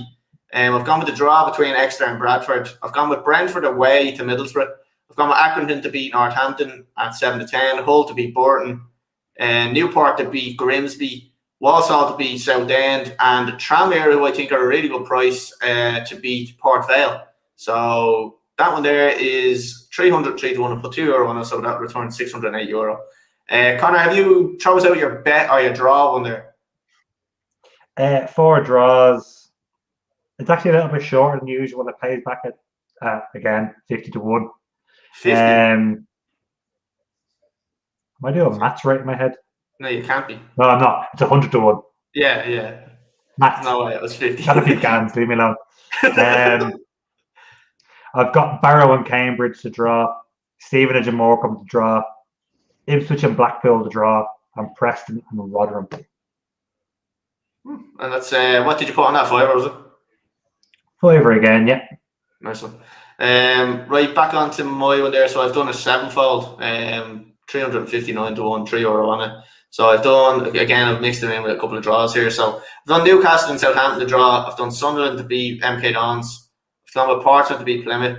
Charlton to beat Rochdale. Cambridge at 9-5, who are top of the league, to beat Barrow. 7-5 for Crawley to beat Harrogate. And then Mansfield to beat Forest Green at 13-10. So yeah, I've thrown £3 on that, and that'll get me €1,000 back. So hopefully that can even get us a good cash out. And then we can see how that one goes. So what else did you say you had? You had a banker, and then did you have a 4-fold? Was it? Am I right in saying that? I have a 5-fold banker, and I have 4 goal scorers in the Prem on Saturday. Right, give us your scorers.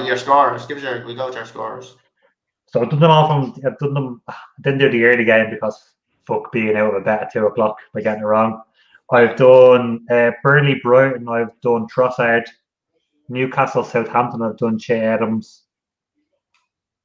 Fulham West Ham, I've actually done Jared Bowen, like what you said, Collie. Yeah. And United Everton, I've done Marcus Rashford. Nice one. A $5 will pay back €470. That's not bad. And they're anytime goal scorers as well. I actually stuck a bet on as we were doing this. Every result that I said tonight for each of the 10 games, I didn't put the score result now, just the result. So draw, win, loss. So for the 10 games, I put a tenner on it, and my returns will be 31,782. Nice one. So if anyone is following Paddy's bets, get your tenner on, and you'll be a millionaire. I've done the same thing, Paddy. I only really started doing it the last 2 weeks, and actually have forgotten to do it, and I just threw it on there a minute ago myself. I have done a Prem one myself, so I haven't really. I'm not saying that I've done with the exact ones that I've picked out during the podcast, but I've gone with like value and stuff like that. So I've thrown a $5 on it. So obviously we have a 10-fold because 10 games. A $5 will return €9,768, so just under 10 grand. So I've gone with Arsenal to beat Villa. I've gone with Burnley and Brighton to draw. I think I did say Brighton to win, but I've gone with the draw there. I've gone with Newcastle and Southampton to draw. West Ham to win. United, Spurs, draw with Wolves and Leicester. I've gone with City to beat Liverpool. I've gone with Chelsea to beat Sheffield United, and I've gone with Leeds to beat Palace. So, so that's my prime one. Connor, throws out your banker there. I have one that I've done a banker there, and I like the look of my own. So let's see how it's close they resemble each it's other. banker to the state. I just did Prem games, so Right, it was okay. kind of similar to what you've done, but I picked the ones that I was kind of, I'm going to say more sure about, but I'm not sure about any of them. Let's be real. Yeah. Okay. I've done Arsenal to beat Villa, West Ham to beat Fulham, United to beat Everton, Leicester to beat Wolves, and Chelsea to beat Sheffield United. A fiver, I'll pay back €120. That's not bad actually. I've gone with, so I'm just going to throw out my last bet here, saving just until the end. So I don't usually do bets this big, but I said fuck it, why not? Trying to impress Paddy. Obviously, it's been the first time on, so I was trying to impress Paddy. That's how much money I have. So I've gone with a 6-fold, lads, and I've gone with a 33-1 6-fold. So I've gone with Forest to beat Wickham. Wickham aren't in great form, so I've thrown them in. Accrington to beat Northampton. I've gone with Hull to beat Burton. I've gone with Portsmouth to beat Plymouth, Newport to beat Grimsby, and Tranmere to beat Port Vale. So yeah, 33-1. That'll get me back £345 if that comes in. So hopefully that can get a good run. Like, we've no early games in them, so I'm hoping that we can get a nice bit going on that. I've got two Super Bowl specials. Oh, I hello. recommend people getting on. Yeah. 11 to 10. The national anthem of the Super Bowl to be over 118.5 seconds. we always have this. 8 of the last 9 have been. I said the lads earlier. The only one that hasn't been was Pink 7 years ago, and she had the flu, so she made it short as possible. So I would say definitely over 118.5 seconds. Easy way to double your money. And then I've also picked who will the Super Bowl MVP mention first in their speech. 13-2. I've gone with the winning city because I reckon TB will get it, and I reckon he will mention the city of Tampa, because it's being played there. So easy money on that as well. And the other one I'd recommend is The Weeknd's first song at halftime. 4-1. Blinding Lights. Oh, okay. My favorite is Starboy. I reckon it's going to be Blinding Lights because of the TikTok dance. What about that song? I can't feel my face when I'm with you. That's way down the list. Is it? Yeah. It's way down the list. Yeah. It's out like 11s. I think it's going to be that one because it's like the TikTok dance where you'll come running in. That's why I went for it. Love a TikTok dance, mate. And at 4-1 as well. Starboy is odds on to be the first song. Don't think it will be. It's a little bit slow to start. I'd also put money on Daft Punk to be a special guest because Daft Punk and The Weeknd have a song together. They're odds on, but I think it's fairly confident they're going to be there. So yeah, cool, Super Bowls. Yeah, nice one. Right, lads, look, I'm going to end the podcast there. It's been going on for an hour, 50 minutes. We always try to keep them under an hour, but this week it's no fucking different. We told you, buddy. We told you. Yeah, we told you this wasn't going to happen. Melon, thanks for coming on this week. No bother. Cheers. Conor, nice one. Yeah, thanks for having me. Paddy, I hope you enjoyed your first podcast with us. And again, the shout out to your run and the charity and stuff like that. So I will put a link in the YouTube. If anybody can donate, whatever you can, doesn't matter if it's a 5 or 10 or doesn't matter. It's price of points. I want 50 quid.